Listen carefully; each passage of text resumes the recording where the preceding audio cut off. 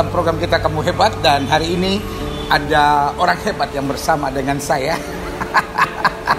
Karena sudah kasih dalam Tuhan, saya sedang diajak makan di Soto Gading. Ini soto yang enak ini di kota Solo, tempat kelahiran sekaligus tempat pelayanan sekaligus base camp dari orang hebat yang akan saya jumpai hari ini, dan beliau adalah Pendeta Daud Tony. Haleluya, Pak Daud. Ya. Ayo makan dulu Daud, ya kan? Kita udah berdoa, jadi sekarang tinggal makan. Ini soto Gading. Ini salah satu soto yang terkenal di sini ya? Iya. Katanya presiden juga suka makan di sini atau suka beli makan di sini? Wah, banyak pejabat makan di sini, Pak, gitu. Oh, begitu ya. Daud, ini sambil kita makan pagi ini, Daud, ya, kita mau ngobrol-ngobrol dulu tentang pemerintah dan bangsa. Saudara yang kasih dalam Tuhan, kalau bicara sama Pendeta Daud Tony, bukan bicara tentang bangsa negara, bukan bicara tentang pemerintah, bukan bicara tentang bagaimana soto ini dibuat, tetapi pasti bicara tentang roh-roh setan. Karena Pak Daud ini ahli demonologi, ya, ahli dunia persetanan. Bukan karena sekedar belajar persetanan, tetapi karena hidup dalam dunia persetanan. Dan pernah jadi setan. Pernah berkawan karib dengan setan, ya, iya kan? Nah, Pak Daud bagaimana? Solo bagaimana hari-hari ini? Semua baik, Pak Gilbert. Nah, ya, semua baik. Tapi ini banyak sekali kasus okultisme. Ya. Jadi sekarang ini walaupun pandemi, setan jalan terus. Malah justru karena pandemi ini setannya tambah banyak. Banyak orang jadi kerasukan setan. Karena gini, Pak Gilbert. Karena gini, penampakan setan bisa terjadi itu mengambil energi negatif dari manusia. Ya. Jadi penampakan setan itu bisa terjadi, itu 75% harus ada energi negatif dulu. Iya. Makanya orang yang takut setan pasti ketemu setan. Iya, kenapa sekarang banyak sekali penampakan setan?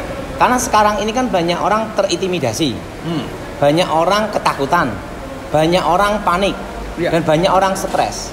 Nah, dalam sisi alam roh itu adalah energi negatif. Makanya semakin banyak pandemi kan semakin banyak ketakutan, semakin banyak teror, semakin banyak intimidasi. Nah, semakin banyak intimidasi, semakin banyak orang stres. Nah, itu bisa diubah menjadi penampakan, diambil energi negatif, dirubah jadi penampakan setan. Makanya banyak sekali penampakan setan saat ini luar biasa. Iya.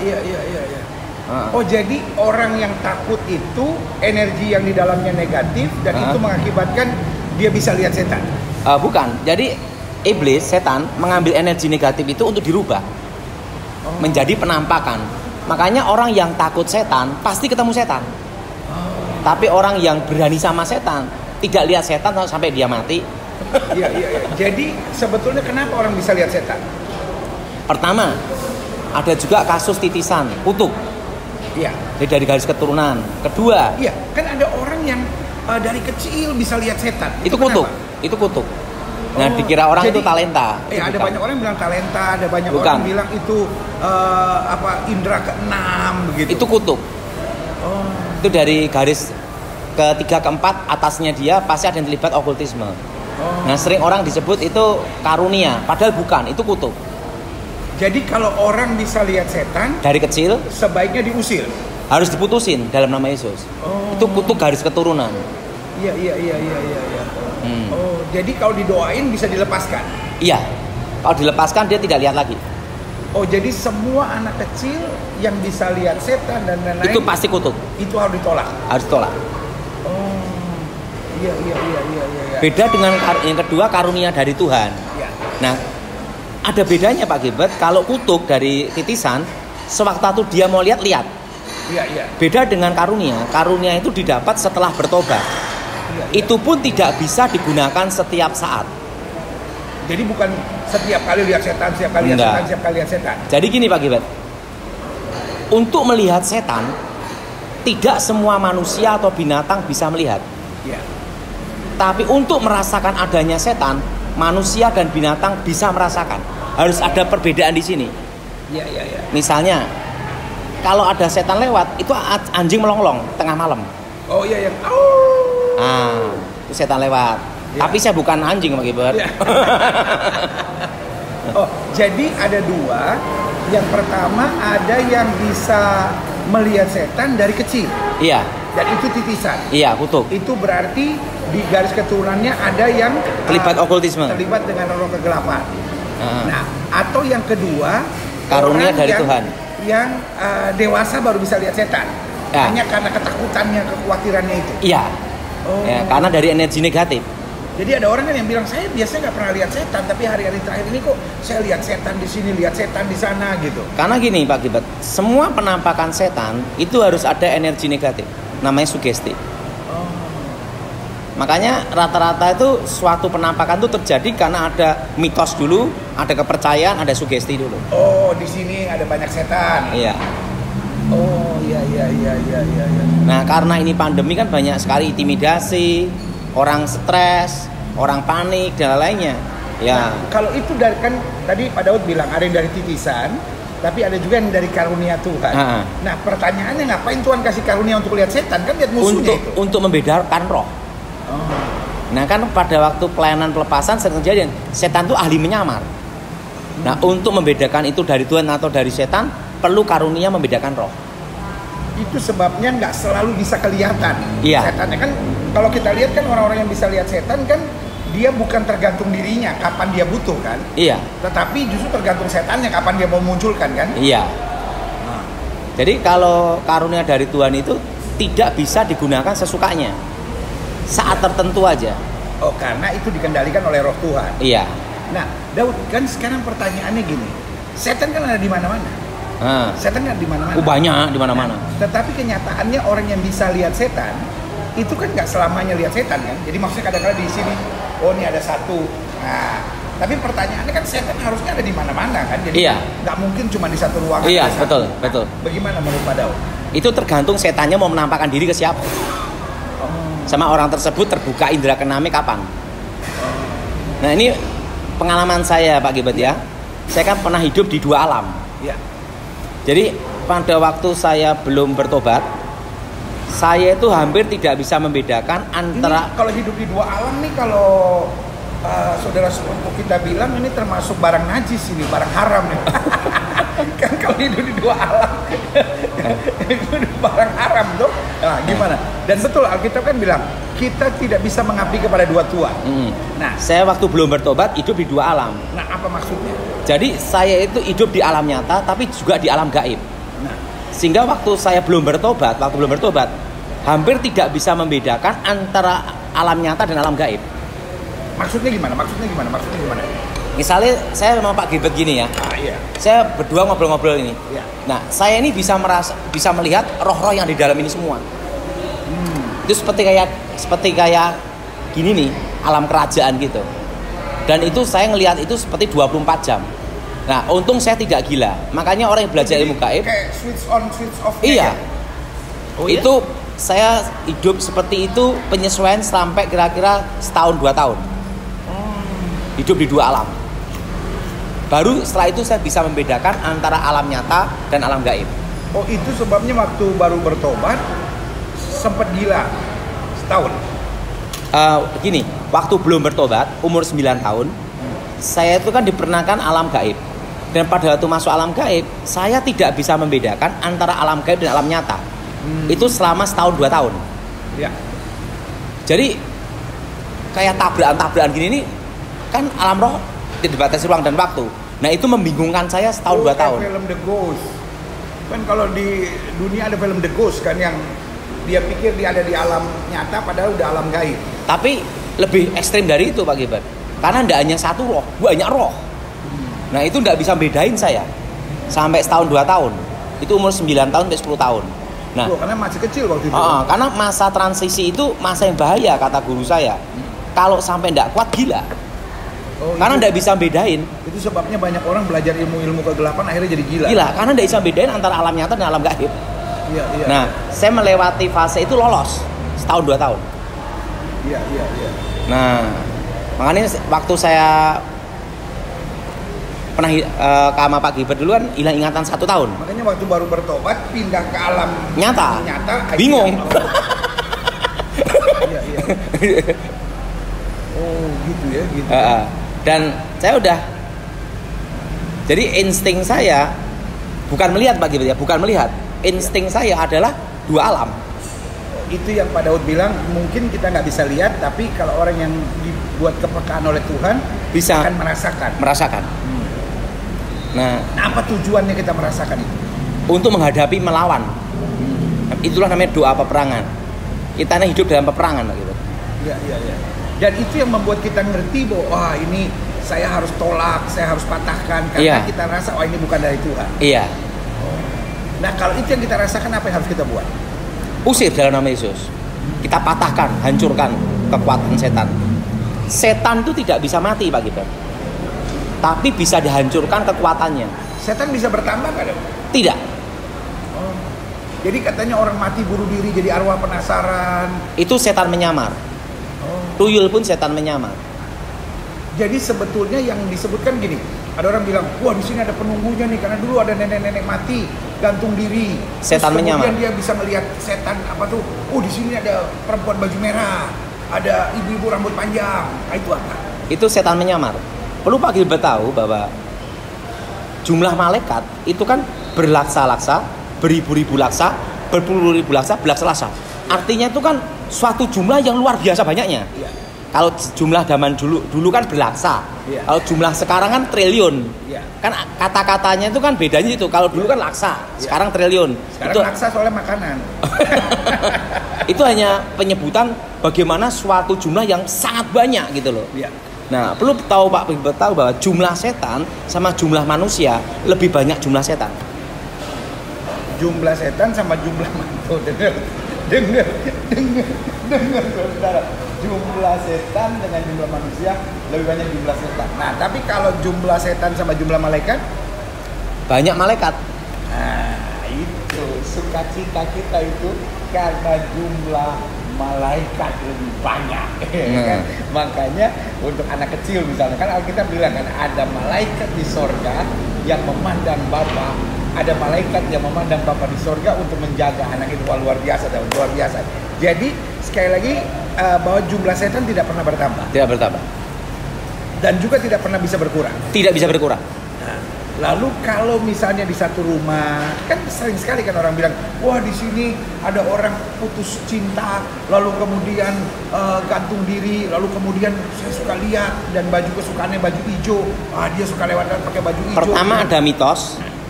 Kedua ada kepercayaan. Mitos yang akhirnya masuk jadi alam bawah sadar, Iya. jadi energi negatif itu. Ketiga ada namanya kutukan. Karena di mana tempat orang dibunuh atau bunuh diri, darahnya menuntut. Jadi itu pasti bukan dia. Pasti bukan dia. Nah, darahnya menuntut maksudnya gimana? Darah itu kan dicantang nyawa. Iya. Nah, kalau kita perhatikan waktu Habil dibunuh, kan darahnya menuntut. Iya. Nah, setan suka ada di tempat darah-darah menuntut seperti itu. Tapi itu bukan dia sebetulnya. Bukan dia. Nah, orang yang matinya bunuh diri, kemana dia kira-kira? Kalau dia bunuh diri langsung ke dunia orang mati untuk menunggu hari penghakiman. Jadi nggak mungkin dia jadi arwah gentayangan. Tidak mungkin. Jadi nini pelet juga tidak mungkin. Nini setan atau roh jahat tidak mungkin. Terus apa? Suster ngesot. Suster ngesot tidak mungkin. Nah, Daud, jadi kalau yang namanya arwah penasaran itu sebetulnya apa? Itu ada roh setan menyamar. Jadi nggak ada itu arwah penasaran? Tidak ada. Jadi saudara sekalian, kalau saudara hari-hari ini dengar gitu, wah ini ada arwah penasaran, wah ini ada ini, mesti kita ngomong baik-baik, Bu, udahlah kembali ke alamnya, jadi itu salah. Salah betul. Nah, apa yang namanya kutuk hutang darah? Gini, kalau keluarganya itu pernah terjadi pembunuhan atau pembantaian dan keluarganya itu terlibat dalam pembunuhan, itu ada kutukan hutang darah. Nah, biasanya dari garis keturunan itu akan dikejar. Kutuk itu. Kan Alkitab berkata, siapa yang menumpahkan darah manusia, baik binatang atau manusia akan dituntut sama Tuhan. Nah, itu harus diputuskan, patahkan kutukan hutang darah. Nah, kalau orang misalnya seorang bapak misalnya, Pak Daud, kan banyak yang pakai kuasa kegelapan. Lalu kemudian anaknya jadi gila. Itu kutuk. Anaknya jadi mati. Kutuk. Gitu kan? Nah, itu gimana? Itu kutuk keturunan.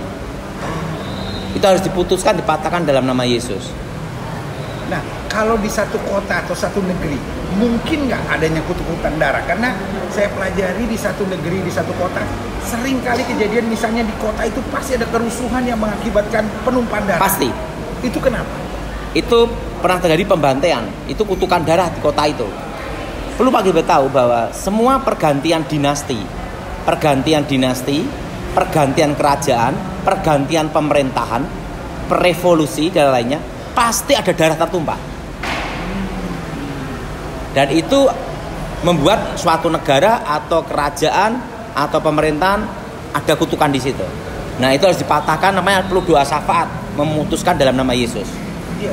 Karena kan gini Daud, ada banyak orang yang bilang bahwa jika satu kuasa kegelapan memerintah, ya kan? Dan itu kan ada banyak orang yang bilang gini, setan tuh minum darah, ya kan? Nah, sehingga kejadian seringkali dalam satu rumah tangga, kok bisa ada yang setiap keturunan pasti ada salah satu yang dibunuh. Itu atau kutuk. mati kecelakaan, atau Ada. dibunuh, atau Iya. dirampok yang sampai berdarah-berdarah gitu. Jadi artinya darah tertumpah. Nah, Ah. saya pelajari bukan hanya di keluarga misalnya, tetapi dalam pelayanan tertentu gitu. Ada yang setiap pelayanan itu kok ada yang matinya dibunuh gitu.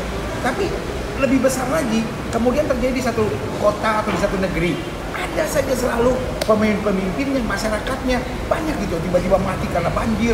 Banjir sih normal Yeah. gitu. Tapi ini banjir yang mengakibatkan 17 orang mati. Yeah. Lalu ada kebakaran yang mengakibatkan 8 orang mati gitu. Nah, kenapa itu bisa terjadi? Itu kutuk. Dan itulah perlunya doa pematahan kutuk. Makanya gereja itu harus bersatu untuk mematahan kutuk keturunan, kutuk utang darah. Oh, itu dua hal yang penting, kutuk keturunan sama kutuk utang darah. Nah, karena gini, Indonesia pernah dijajah Belanda. Dan itu pasti terjadi pertumpahan darah, perang. Iya. Kedua, G30 SPKI. Iya, kayak setiap fase selalu ada di bangsa ini kan. Daud? Iya, itu namanya ada kutuk darah itu. Dan itu harus dipatahkan dalam nama Yesus. Iya. Kalau kutuk darah itu sebenarnya paling banyak di Pulau Jawa. Makanya semua pergolaan seluruh Indonesia itu hanya ada di 2 tempat, Pak Gilbert. Puter-puternya ada di 2 tempat. Pertama Jakarta, dan barometernya adalah kota Solo. Iya. Nah, menurut Pak Daud, di bangsa ini ada banyak nggak pemimpin yang percaya dukun-dukun, kuasa kegelapan? Banyak. Apa akibatnya? Nah, disitulah Indonesia ini kan harusnya negara kaya raya, karena semua ada. Iya. Nah, karena banyak orang-orang pejabatnya, pemerintahan, ya, ada yang terlibat okultisme, ya, makanya Indonesia jadi negara yang hutangnya banyak, Pak Gilbert. Jadi ini Banyak korupsi. Ini pembicaraan sederhana, bukan pembicaraan politik, saudara. Tetapi dari pembicaraan sederhana ini sudah saatnya kita belajar bahwa hati-hati dengan kuasa-kuasa kegelapan. Terlalu banyak orang yang menyebut dirinya pemimpin, terlalu banyak orang yang menyebut dirinya pejabat, terlalu banyak orang yang menyebut dirinya mungkin jenderal polisi, jenderal tentara, tapi yang percaya kuasa kegelapan, percaya dukun-dukun. Inilah saatnya untuk berhenti percaya dengan dukun-dukun dan kuasa-kuasa kegelapan, karena dukun-dukun dan kuasa kegelapan bukan hanya urusan pribadi, tetapi juga mendatangkan kutuk. Dan kutuk yang bukan hanya datang buat keluarga, tetapi bisa untuk satu kota, satu bangsa, satu negeri. Karena pada dasarnya iblis itu mau mengikat, iblis itu mau membelenggu, iblis itu mau menghancurkan. Jadi mulai dengan hal sederhana, misalnya kasih penampakan, ya kan? Dan penampakan ini kemudian akhirnya membuat orang mulai takut, mulai gelisah gitu. Jadi iblis mulainya kerjanya dengan ketakutan dulu, selesai ketakutan akhirnya dengan belenggu. Akhirnya kalau takut, orang bilang, oh di situ ada orang pintar tuh gitu ya kan. Oh di situ ada orang yang bisa tuh. Oh di situ ada orang yang begini tuh. Dan akhirnya yang terjadi adalah kekacauan. Dan kenapa? Karena orangnya terbelenggu, terikat. Tetapi saudara yang kasih dalam Tuhan, hari ini kita belajar sesuatu yang baik, bahwa Yesus bisa melepaskan kita dari segala kutuk. Nah, Pak Daud, bagaimana cara terlepas dari kutuk-kutuk yang ada? Yesus pada waktu mati di salib, kan dia berkata sudah selesai. Nah, artinya kalau kita percaya Yesus, bertobat, lahir baru, selesai udah. Yang jadi pertanyaan, sudahkah kita lahir baru? Itu pertanyaannya sebenarnya. Sekarang kalau untuk kita doakan satu kota misalnya, kita doakan orang lain misalnya, atau kita doakan satu negeri, apa yang harus kita buat? patahkan kutuk utang darah dan patahkan kutuk alam kubur. Apa lagi itu kutuk alam kubur? Karena ini berhubungan dengan pemanggilan arwah. Negara ini banyak sekali kasus yang berhubungan dengan pemanggilan arwah. Manggil roh Gajah Mada lah, roh raja apalah, roh macam-macam. Tapi bisa nggak panggil roh? Itu roh setan menyamar semua Pak Gilbert. Jadi baik yang roh penasaran, arwah penasaran, roh raja, pemanggilan roh itu setan menyamar. Apa yang terjadi dengan praktek pemanggilan arwah? Itu nanti kebanyakan kena kutuk kecelakaan dan kutuk kemiskinan dan sakit penyakit, malah petaka banyak terjadi. Ya, makanya kita perhatikan negara kita ini kan banyak sekali masalah. Iya, iya. Karena banyak kasus-kasus pemanggilan arwah, namanya disebut kutuk alam kubur. Apa pengalaman Pak Daud tentang pemanggilan arwah ini? Di Indonesia cukup banyak? Banyak ya. Karena kalau saya itu diperkenalkan hidup saya dalam pemanggilan arwah itu sejak usia 9 tahun. Oh. Dari usia 9 tahun udah manggil-manggil arwah? Iya. Nah, saya betul-betul merasakan jadi manusia biasa Pak Gilbert itu setelah bertobat. Bisa merasakan masuk angin, bisa merasakan capek, bisa merasakan stres. Tapi saya lebih enak merasakan jadi manusia biasa. Nah, karena dulu sebelum saya bertobat Pak Gilbert, walaupun saya ini kebal segala senjata, terusan, jadi hidup ini seperti kayak hampa, jadi hambar gitu loh. Perlu Pak Gilbert tahu bahwa orang stres itu juga ada nikmatnya juga. Kalau kita ini hidupnya monoton terus juga bosan juga. Iya, betul. Iya. Ada waktunya lah kita makan tidur lama-lama mati juga ya. Jadi waktu saya belum bertobat itu saya tidak bisa merasakan namanya itu stres. Tidak bisa merasakan senang. Jadi hampir kayak orang mati aja udah. Datar aja gitu. Datar aja. Hidup tapi mati tapi hidup. Iya. Dan termasuk tubuh saya itu tidak bisa merasakan rasa sakit. Nah, karena kebal. Iya. Rambut pun juga kebal gitu loh. Jadi justru karena terlalu kebal itu tidak bisa merasakan apa-apa. Iya. Dan sampai makan pun juga hampir tidak terasa. Nah, setelah saya bertobat baru saya merasakan soto. Bisa merasakan ini. Jadi, nah, bagaimana dengan pemanggilan arwah dia? Pemanggilan arwah itu adalah biasanya apa yang dilakukan setan menduplikat apa yang dilakukan Tuhan. Itu gedruk tanah 3 kali dulu. Iya. Nah, gedruk tanah 3 kali, roh itu muncul. Nah, langsung masuk ke dalam badan, langsung ngomong-ngomong gitu. Jadi orang yang kita ingin panggil, misalnya kalau kayak mungkin jenderal atau apa mau panggil roh Diponegoro, roh Majapahit, 3 kali, gedruk tanah 3 kali. Dan itu tidak mungkin Diponegoro yang hadir, tidak mungkin Gajah Mada yang hadir. Tidak, pasti tidak. Dan itu kuasa setan. Pasti setan. Sama persis seperti roh penasaran itu, arwah penasaran. Iya. Nah, apa untungnya buat orang yang panggil roh itu? Pertama kurang kerjaan, kedua supaya tambah yakin itu aja. Padahal keyakinannya bodoh sih. Tapi apa kerugiannya? Kerugiannya kutuk alam kubur. Dia dan anak cucunya. Sebenarnya kasih dalam Tuhan. Hari ini kita belajar sesuatu ya mungkin kadang-kala di luar nalar. Dan saya ngerti kalau saya ngomong begini, sebentar lagi akan ada banyak serangan, ada banyak kritik, ada banyak orang, wah itu sesat, itu pendeta Daud Tony sama pendeta Gilbert, apa itu? Dia bukan bicara tentang kuasa Tuhan, dia bicara tentang setan. Saya kasih dalam Tuhan, tapi orang yang saya bicara tadinya dari situ. Jadi kalau kita mau tahu tentang Finlandia, paling enak ngajak ngobrol orang Finlandia.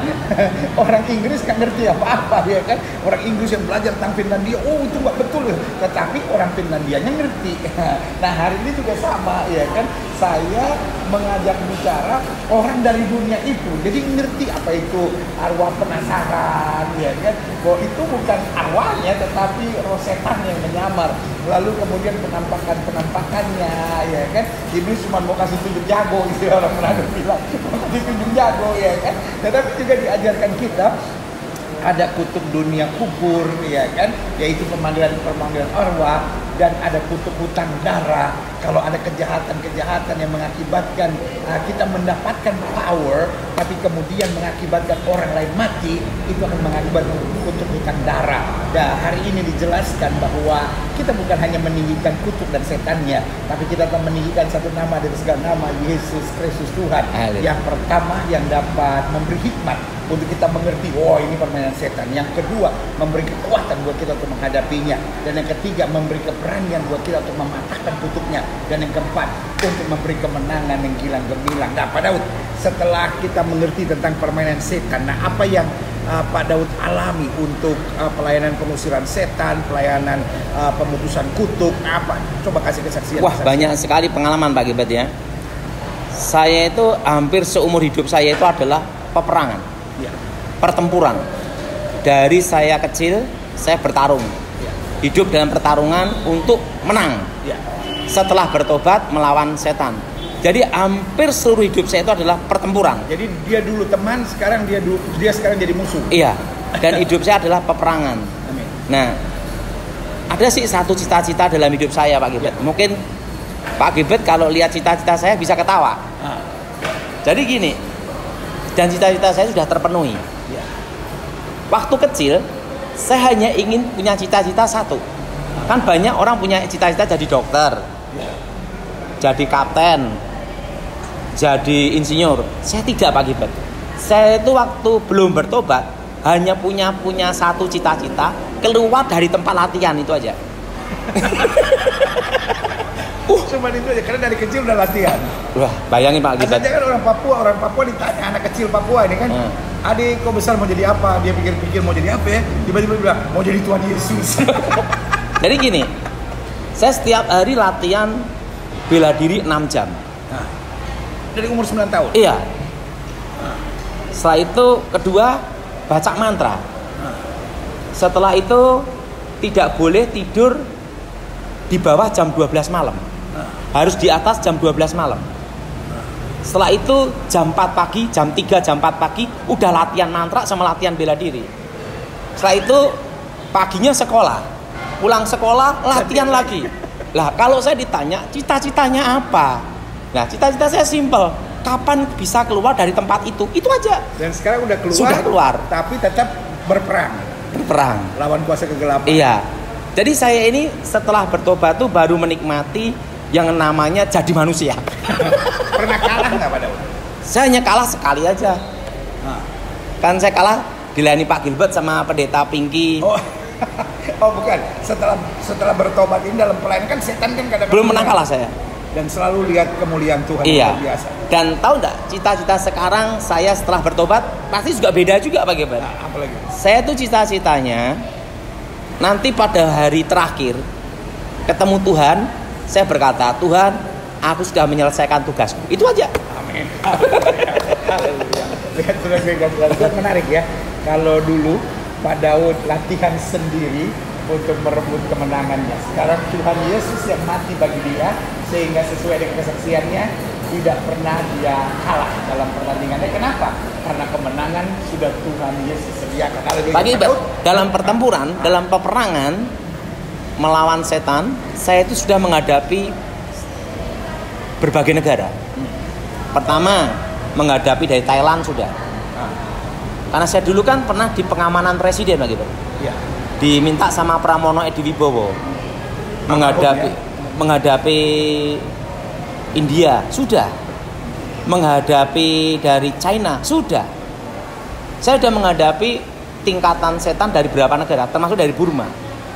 Dukun-dukun seperti itu. Jadi ekspor import sudah itu Pak Gilbert. Dan cita-cita saya, kalau saya ini Pak Gilbert ya, menunggu kapan waktu dipanggil Tuhan aja. Saya sudah siap aja. Jadi selama masih ada kesempatan perang lagi. Iya. Sampai lihat kemenangan yang Tuhan sediakan. Dan nanti waktu ketemu Tuhan pada hari penghakiman, saya hanya ingin berkata sama Tuhan, Tuhan, aku sudah menyelesaikan tugasku. Haleluya. Pak Daud, mungkin ada hal-hal yang mau disampaikan untuk pemirsa? Penting jangan main-main sama setan itu aja. Biar sudah dengan kasih Tuhan kita belajar sesuatu yang sederhana. Yang penting jangan main-main sama setan. Karena iblis itu mencuri, yang mencuri, membunuh dan membinasakan. Awalnya kelihatannya mau tolong kita, awalnya kelihatannya mau bikin kita bahagia, awalnya mau buat kita kelihatan sukses, awalnya mau buat kita kelihatan punya pangkat yang baik, tapi kemudian menghancurkan.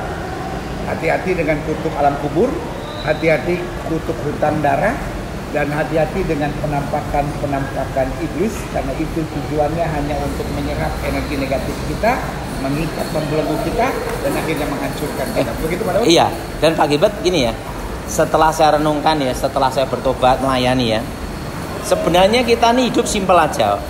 Kita ini punya istri baik, anak baik, itu lebih baik daripada kita itu dari yang lain harta. Udah itu aja. Dan untuk mempunyai istri yang baik, kita harus jadi suami yang baik kan? Banyak orang mikir, saya cerain aja istri saya karena nggak baik dia. Kata Pak Daud, pokoknya cari yang baik. Saya happy aja udah. Yang penting kita jadi baik, kita terima segala keadaan dengan syukur. Dan penting sehat itu aja. Ya, dan hidup kan nggak bisa sempurna, tapi kalau kita bersyukur dalam segala perkara. Dan yang ada lagi yang nomor satu Gilbert, kita bisa tidur dan bisa makan, itu adalah anugerah. Itu aja. Amin. Saudaraku, kita bisa tidur, bisa makan, itu adalah anugerah. Kamu hebat, izinkan saya sampai Daud makan lagi saudara, karena ini adalah anugerah terbesar yang kita bisa terima. Ya, jangan lupa subscribe, jangan lupa like, jangan lupa share, dan kalau ada tanda loncengnya, jadi kita tahu sudah ada bersama. Haleluya.